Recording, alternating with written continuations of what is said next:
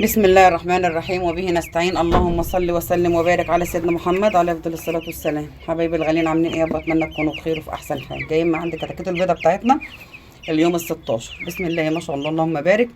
طبعا قبل اي حاجه نصلي على الرسول عليه افضل الصلاه والسلام. يا حبيبي يا رسول الله، طبعا احنا ايه الفرخ الابيض اهتمامك بيه هو ايه اللي هيخليه يكبر معاك. وطبعا الفرخ طبعا لو النفس بتاعته ما فيش شهيه لازم تحاولي ان انت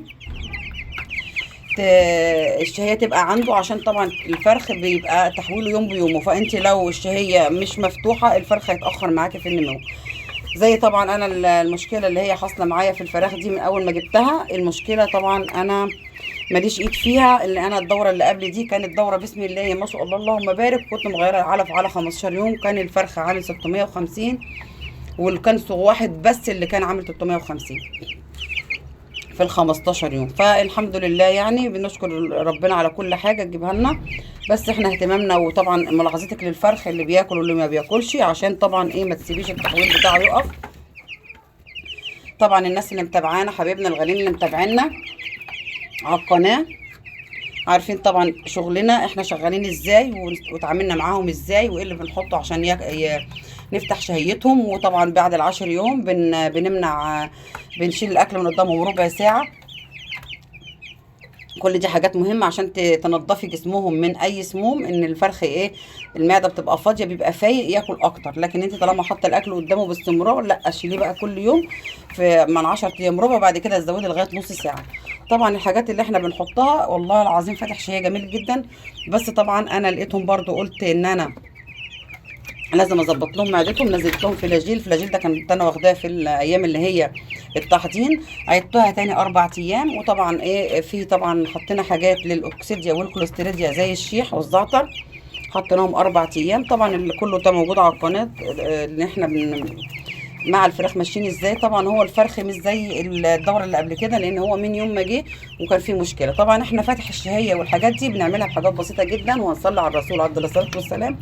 بس حبيبتي الغاليه لو اول مره تشوفيني يا ريت تشتركي في القناه وتدعميني باللايك بتاعك عشان ايه ان انا اشجع وابعت واصور تاني واقدم كل حاجه جديده عشان طبعا كلنا نستفاد ان شاء الله. وحبايبي الغاليين اللي معايا على القناه يا ريت ما تنسونيش في اللايك. هنصلي على الرسول عليه الصلاه والسلام. طبعا معانا البصل والثوم والليمون ده اساسي بفتح شهيه. طبعا احنا كنا قلنا طالما ادينا شيح وكده لازم بعد الشيح ننشط البكتيريا النافعه، لان الشيح بيقتل البكتيريا النافعه والبكتيريا الضاره. فاحنا عايزين ننشط النافعه عشان نحول الفرخ معانا في الوزن. طبعا حطينا عسل وحطينا خميره وحطينا حلبه مطحونه، حطينا طبعا الكركم، حطينا حبه البركه، حطينا السمسم ذات الوزن، حطينا كزبره جميله جدا. طبعا هنحط كل ده على بعضه في الخلطه وهنحاول ايه نخلط كل الخلطه كده ايه مع بعضها عشان ايه يبقى كل الحاجه متغلفه. هنغلفها ونرجع لكم تاني. بسم الله ما شاء الله. طبعا طالما انت عامله الخلطه ومجوعاهم تاكدي ان هم هتشوفوا المنظر ده. المنظر ده هو اللي بيخليهم ياكلوا. طبعا جوعتيهم بتخليهم ياكلوا ويعني بسم الله ما شاء الله. في بقى واحد هناك اهو كمشان على نفسه.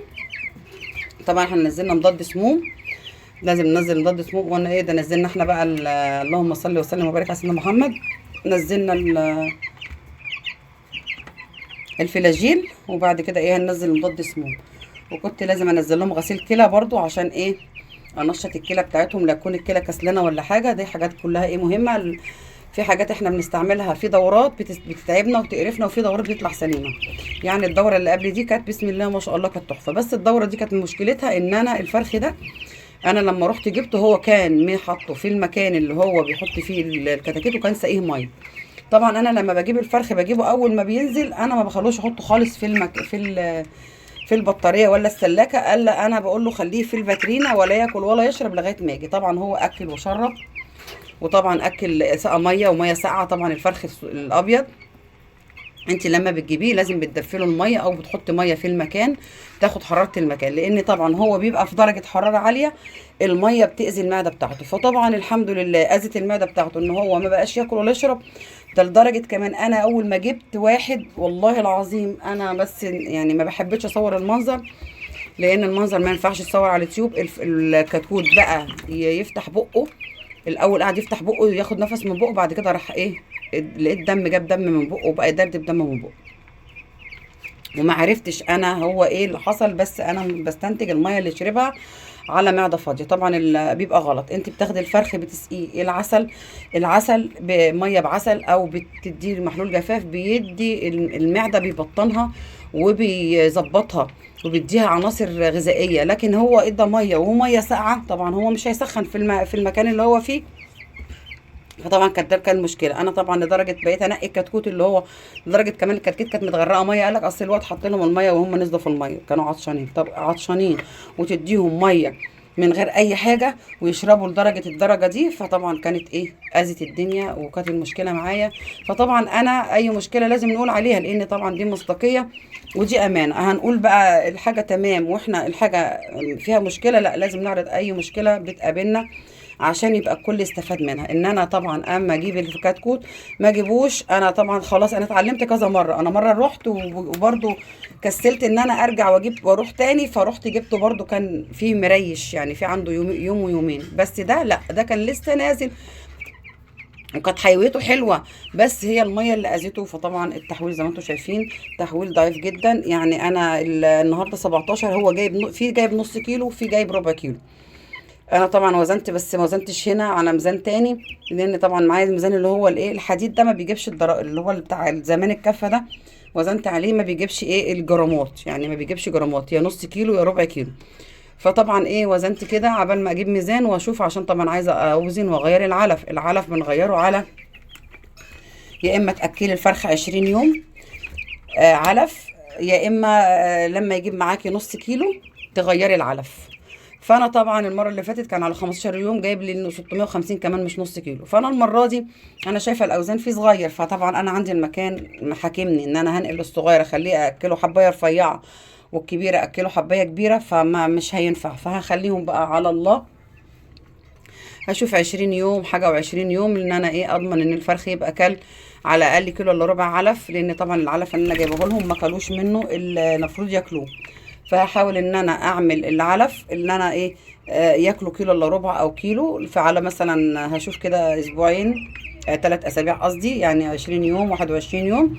وفي الاخر هشوف هغير العلف عشان طبعا ايه بيبقى الحبايه الصغيره اللي هي بروتين 23 في العمر الكبير بتبقى يعني غلط على الفرخ. فطبعا هنشوف كده وهنحاول ان احنا ايه نغير العلف على حسب ما ايه ما هنشوف الفرخ اللي هو بقى نص كيلو.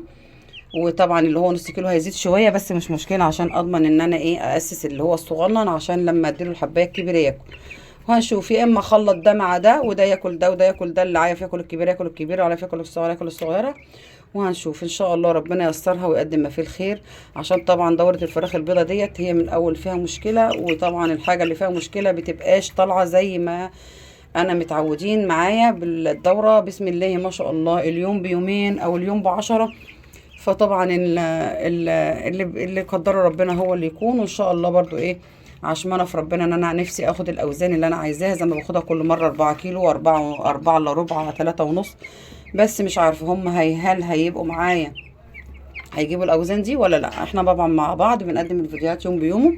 الناس اللي جديده علينا ممكن تشوف الفيديوهات قبل كده، ومعانا برضو دورات قبل كده احنا مطلعينها على القناه بسم الله ما شاء الله اللهم بارك. يعني فالدوره السليمه من اولها. بس احنا برضو كنا فين، الناس اللي متابعاني عارفه ان احنا كانش شهيه زي كده خالص. كنت بحط الاكل مفيش اكل ولا اكل ولا شرب.